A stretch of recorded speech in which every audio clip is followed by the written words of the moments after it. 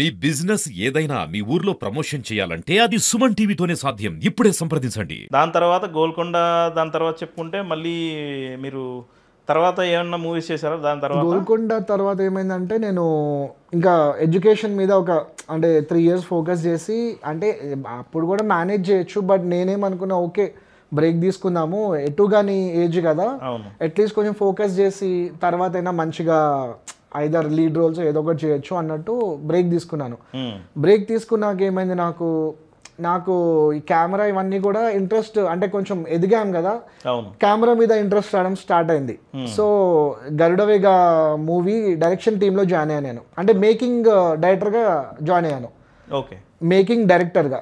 Okay. So అక్కడ నా work చేసే తీరు ఇదంతా అంటే బేసిక్గా నా కింద ఒక అతను ఉంటాడు, నేను మేకింగ్ డైరెక్టర్.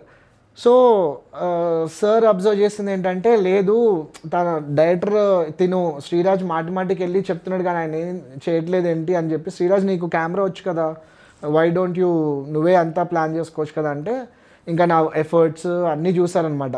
అంటే ఇప్పుడు ఎలా చేసామండి అంటే ఒక మంచి షాట్ కోసము లిటరల్లీ చాలా రిస్కులు కూడా చేసామండి. అంటే మన సన్నీ లియోన్ గారి సాంగ్ డియో తను ఉండే 3 days obviously the best footage. ఆ 3 daysకి చాలా మంచి ఫుటేజ్ వస్తుంది కదా, వీళ్ళకి ప్రమోషన్స్కి బాగుంటుంది కదా.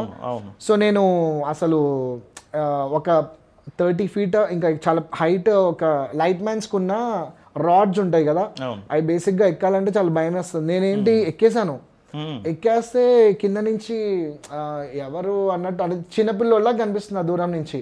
సార్ మన శ్రీరాజ్ సార్ అంటే, ఎందుకు ఎక్కేసాడంట, ఏమో సార్ షార్ట్ పైనుంచి బాగుంటుంది అంటే, అయ్యే దిగమను అంత రిస్క్లు ఎందుకు చేస్తున్నా అంటే, షార్ట్ కోసం ఇంకా కంప్లీట్ ఇన్వాల్వ్ అయిపోయి ఫోకస్డ్గా. ఇంకా మామూలుగా అయితే మేకింగ్ టీమ్కి 4-5 people ఉంటారు, ఎందుకంటే అంత కవర్ చేయాలి. నేనేంటి అంత కవర్ చేస్తామండి. సార్ కూడా నాకేం ఇంకా అయిపోయింది, మేకింగ్ పార్ట్ అయిపోయింది, మూవీ అయిపోయింది షూట్.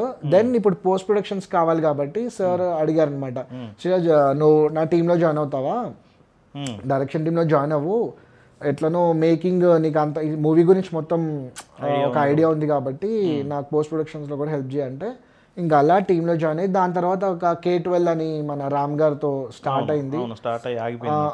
అండ్ పుల్లల గోపీచంద్ కూడా స్టార్ట్ అయ్యి మళ్ళీ ఇంకా ముందుకు వెళ్ళలేదు, అక్కడి వరకు చేసి.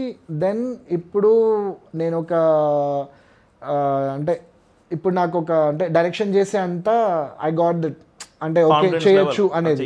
ఇప్పుడు నేను ఫుల్ టైం చేయొచ్చు అని మీకు ఎందుకంటే ఇన్ బిట్వీన్ కూడా చేశాను. ఇప్పుడు రామ్ గోపాల్ వర్మ గారిది కానివ్వండి, అండ్ ఓన్గా కొన్ని షార్ట్ ఫిల్మ్స్ చేశాను, అంత క్లిక్ అవ్వలేదు. బట్ దెన్ నాకు ఒక ఐడియా వచ్చింది, వీ కెన్ ట్రై.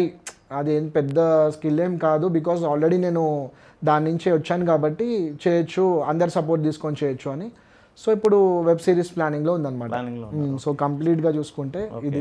బట్ మళ్ళీ మనం మీ చైల్డ్హుడ్ వెళ్తే అక్కడే మీకు ఎక్కువ మెమరీస్ ఉన్నాయి కాబట్టి ఎందుకు వేరు అక్కడే స్టార్ట్ చేశారు కాబట్టి. సో ఇప్పుడు ప్రజెంట్ మొన్న మన రాకేష్ మాస్టర్ గారు డెత్ అయింది, మీకు ఎలా అనిపించింది అప్పుడు? అసలు అంటే ఆల్మోస్ట్ మీ గురువు గారు స్టార్టింగ్ ఆఫ్ కెరియర్. బేసిక్గా చెప్పాలంటే రాకేష్ మాస్టర్ ఎలా అంటే ఫేస్ టు ఫేస్. ఇప్పుడు అంటే నేను ఆయన డిఫరెంట్ ఫేజ్ లో కూడా వెళ్ళిపోయాడు లాస్ట్ మూమెంట్ లో, చాలా కంప్లీట్ గా మేము చూసిన మాస్టర్ వేరు. అందరూ భయపడేటోళ్ళు చాలా కంప్లీట్ గా. మాస్టర్ డిఫరెన్స్ చెప్తా. బేసిక్ గా ఇప్పుడు కొంతమంది ఎట్లా అంటే హీరో పెద్ద హీరో అయిండొచ్చు, ఓకే ఆయన బాగా చేయకపోయినా బాబు గారు మీరు సూపర్ చేస్తున్నారు ఇంకొకసారి ట్రై చేయండి కొంచెం. రాకేష్ మాస్టర్ ఏంటంటే ఆ హీరో పట్టించుకోడు, ఆయన వర్క్ చూసుకుంటాడు. లేదా సరిగ్గా రావట్లేదండి, స్టెప్ చేంజ్ అంటే కూడా లేదు, ఇది బాగుంటుంది దానికి అని ఫిక్స్ అయిపోతాడు. సో అందరూ ఎట్లా పోర్ట్రే చేశారంటే, లేదు ఆయనకు బాగా పొగరు ఎక్కువ అలా పోర్ట్రే చేశారు. కానీ ఆయన వర్కహాలిక్, ఆయన అసలు పని రాక్షసుడు చెప్పాలంటే. ఎందుకంటే నేను ఉండే టైంలో వాళ్ళకి సాంగ్ ముందే వచ్చేస్తుంది కొరియోగ్రఫీ చేయడానికి. సో మొత్తం నైట్ అంతా ఒక అసిస్టెంట్స్ వీళ్ళందరూ పడుకుని పోయినా ఆయన చేస్తూ ఉండేటోడు. ఇంకా ఆయన హీరో అయినా కొత్తగా జాయిన్ అయినా ఇట్లా ఏం పట్టించుకోడు.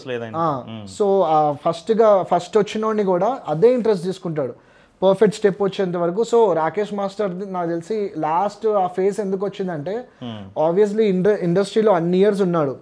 సో లాస్ట్ వచ్చేసరికి ఎవ్వరు అంత థ్యాంక్ఫుల్ గా లేరు, అర్థమైంది కదా. బేసిక్ గా ఆ థ్యాంక్ఫుల్నెస్ లేకపోవడంతో ఆయన కూడా బాగా డిస్టర్బ్ అయ్యి, నేను అంత చేశాను ఎవ్వరు అంటే వాళ్ళేం డబ్బులు ఇచ్చి హెల్ప్ చేయక్కర్లేదు, but at least minimum courtesy master అరే నా గురు అట్లా కూడా మేబీ మధ్యలో వెళ్ళి ఉండుంటారు. బట్ దెన్ ఆయన డిస్టర్బ్ అవడానికి కారణం అయితే నాకు తెలిసి అదే రీజన్. మేమున్న టైం అయితే కంప్లీట్లీ వేరు.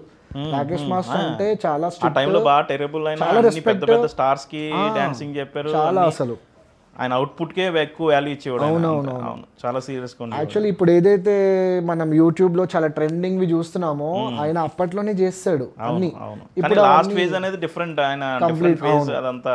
అవునవును, చాలా డిఫరెంట్ గా వెళ్ళిపోయింది. మన శేఖర్ మాస్టర్ గారితో ఎలా ఉంది మీ ఇప్పుడు? ఆయన ఎందుకంటే మీ ఇద్దరు ఆల్మోస్ట్ 1 year 2 years కలిసి ఉన్నారా? ఇంకా ఎక్కువనే, 6-7 years. 6-7 years అంటే ఏజ్ ఆబ్వియస్లీ డిఫరెన్స్. ఆయన పెద్ద కదా, చాలా పెద్ద. సో బేసిక్ గా శేఖర్ మాస్టర్ ఆ టైంలో డాన్సర్స్ ఎవరెవరు ఉండేవాళ్ళంటే మన సత్య మాస్టర్ వీళ్ళంతా. అందులో బ్యాచ్ లో నేనే చిన్నోండి అనమాట. సో ఇంకా ఏదున్నా అరే శ్రీరాజ్ గారు ఉన్నాడు కదా అంటే ఆ ర్యాపో ఉండేది. సో శేఖర్ మాస్టర్ కూడా అప్పుడు ఎలా ఉన్నారో ఇప్పుడు కూడా సేమ్. ఇప్పటికి మెసేజ్ చేసిన, కాల్ చేసిన చెప్పరా అంటే అదే ఏదో ఇప్పుడు మా కొరియోగ్రాఫర్ అయిపోయాను అలా అని ఉండడు. ప్లస్ ఏదైనా హెల్ప్ అడిగినా ఇమీడియట్గా రెస్పాండ్ అవుతాడు. అంటే కొంతమందికి ఉంటుంది కదా అరే నేను అంత కష్టపడి వచ్చాను నీకు అంత ఈజీగా ఎట్లా ఇచ్చేస్తాను, అట్లా కాకుండా మా మాస్టర్కి ఏదైనా చెప్పినా హెల్ప్ చేస్తారు. కానీ నేను అడిగాను బేసిక్గా మాస్టర్ నాకు ఆ సినిమాలో హెల్ప్ చేయండి అని అడగచ్చు. బట్ దెన్ ఆ ర్యాప్ అక్కడికి ఉంటేనే బాగుంటుంది. మాస్టర్ బాగున్నారా వీటి వరకు హెల్ప్ అనేది ఇప్పటిదాకా అయితే నేను తీసుకోలేదు. బట్ శేఖర్ మాస్టర్తో ఇప్పటికి చాలా బాగుంది ర్యాప్. కానీ నేను మళ్ళీ విన్నాను మీరు చిన్నప్పుడు చేస్తుంటే చిరంజీవి గారు కూడా మిమ్మల్ని ఎప్పుడో ఏదో సందర్భంలో అప్రిషియేట్ చేశారని చెప్పి. అవును, అది ఎలా జరిగింది? అది ఆయన అందరినీ ఎంకరేజ్ చేస్తూ ఉంటారు చిరంజీవి చాలా చాలా. అది మీ దాంట్లో ఎప్పుడు జరిగింది? Daddy cinema, daddy cinema. So దాంట్లో నా రోల్ ఏంటంటే అప్పుడు కూడా ఇంకా చైల్డ్హుడ్ ఆ రోల్సే చేస్తున్నా. సో డాడీలో వచ్చి క్లైమాక్స్లో నన్ను కాపాడుతాడు, అంటే వాళ్ళ డాటర్ని కాపాడి నన్ను కూడా కాపాడి పక్కన పడేస్తాడు అనమాట. సో ఆ టైంలో చిరంజీవి గారు ఏంటంటే ఏదైనా మంచి ఎమోషనల్ సీన్ అలా అవుతున్నప్పుడు చాలా ఫోకస్డ్గా ఉంటారు. అంటే ఆ టైంలో కొంచెం ఫ్యాన్స్ కానీ అలా కలవరు బేసిక్గా. సో నన్ను చూసి పిలిచారు. అంటే నాది కొంచెం అప్పుడు డ్రెస్ స్పేస్ మ్యాన్ డ్రెస్ అనమాట, ఫ్యాన్సీ డ్రెస్ కాంపిటీషన్ ఆ సీన్లో. అయితే రా అన్నారు. నేను కూడా అప్పుడు ఎగ్జైటెడ్గా చూస్తూనే ఉన్నాను చిరంజీవి గారు ఎప్పుడు పిలుస్తారు అని. అయితే ఇంకా నాది ఎప్పుడుదో ఆర్టికల్ ఒకటి ఈనాడులోనో దేంట్లోనో ఈ అబ్బాయి చిరంజీవికి కొరియోగ్రఫీ చేయాలని ఇతని ఆశ అనేది ఒకటి ఉంటుంది ఆర్టికల్. అది తీసుకెళ్ళి ఆయనకు చూపిస్తే అది పెద్దగా ఉన్నా కానీ చాలాసేపు చదివారు. ఆయన షార్ట్ అవన్నీ ఇంత ప్రెషర్లో కూడా ఆయన అంతా చదివి మంచిగా అంటే గైడెన్స్ ఇచ్చారు. బేసిక్గా నీకు పక్కనే హెల్ప్ చేస్తాను కానీ లారెన్స్ మాస్టర్ దగ్గర అసిస్టెంట్ పెట్టిస్తాను ఇవన్నీ అన్నారు. సో నేను కూడా చాలా ఎగ్జైట్ అయ్యాను. తర్వాత అంటే నేను అవైలబుల్ లేకపోవడమో లేదంటే సమ్ సిచ్యువేషన్స్తో ఇంకా అది అవ్వలేదు. బట్ దెన్ అప్పుడు ఆ టైం వరకు అయితే చాలా బాగా రిసీవ్ చేసుకొని గైడ్ చేశారు. అంటే నువ్వు యాక్టర్ అవుదాం అనుకుంటున్నావు, కొరియోగ్రఫీయా, డెఫినెట్లీ నువ్వు ఎప్పుడైనా రావచ్చు, నా పిఏ ఇతను అని చెప్పి నంబర్ ఇచ్చి. సో ప్రాపర్గా అంతవరకు నేను అసలు షాక్. డాడీ మూవీకి కూడా ఆయన చాలా పెద్ద హీరో కదా. అవును. సో అంతసేపు నాతో టైం స్పెండ్ చేసి ఒళ్ళో కూర్చోబెట్టుకొని ఇంకా అప్పటితో నేను చిరంజీవి గారు ఫ్యాన్ అయిపోయాను అనమాట. ఇంకా ఏ సినిమా అయినా అంటే ఆబ్వియస్లీ మనకి అదొక మూమెంట్ ఉంటుంది కదా, అట్లాంటి యాక్టర్తో ఏదైనా మంచి సందర్భం జరిగితే ఇంకా అట్లా ఫేవరెట్ హీరో అయిపోయాడు అనమాట.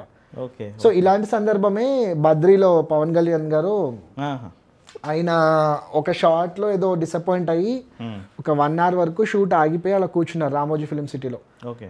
అయితే అప్పుడు నాకు పవన్ కళ్యాణ్ అని నేమ్ తెలుసు, కొన్ని మూవీస్ చూసి. అయితే ఆయన అక్కడ కొంచెం డిస్టెన్స్లో ఉన్నారు. డాడీ పవన్ కళ్యాణ్ అన్న. అయితే ఆయన చూశాడు. బేసిక్గా ఆయన చాలా కొంచెం మూడ్ ఆఫ్లో ఉన్నారు కదా, అందరూ సైలెంట్గా ఉన్నారు. అందరికీ తెలుసు ఓకే నా పక్కకి వెళ్ళారంటే కొంచెం టైం తీసుకుంటున్నారు. నేనేంటి కొంచెం ఎగ్జైట్ అయిపోయి పవన్ కళ్యాణ్ అన్న. ఆయన కూడా దగ్గర పిలిచి కూర్చోబెట్టుకొని నాతో మాట్లాడిన కాసేపటికి సెట్ అయిపోయాడు. ఇంకా వెళ్ళి మళ్ళీ షూట్ చేసుకున్నాడు అనమాట. యాక్చువల్లీ అందులో నాది కూడా ఉండేది. బట్ దెన్ అదే ఇది కొంచెం ఆ మూడ్ ఆఫ్ వల్ల ఆ సీన్ అనేది ఆ రోజు పూరి గారు పెట్టలేదన్నమాట. లేదంటే ఆ 5 kidsది ఒకటి ఉందన్నమాట యాక్సిడెంట్ సీన్. అవును, ఒక సెంటర్ లో అందరూ ఉంటారు, అది కట్ అయిపోద్ది కదా. సో యాక్చువల్ అక్కడ ఒక యాక్సిడెంట్ సంథింగ్, సో ఆ సీన్ లో కూడా సో పవన్ కళ్యాణ్ గారితో కూడా అదొక మంచి అట్లా అయిందనమాట. ఆయన కూడా కూర్చోబెట్టుకొని మంచిగా. సో అప్పుడే అరే ఇంత పెద్ద యాక్టర్స్ ఇంత మంచి మాట్లాడతారా అనేది నాకు మైండ్లో పడిపోయింది అనమాట అప్పటి నుంచి. ఓకే.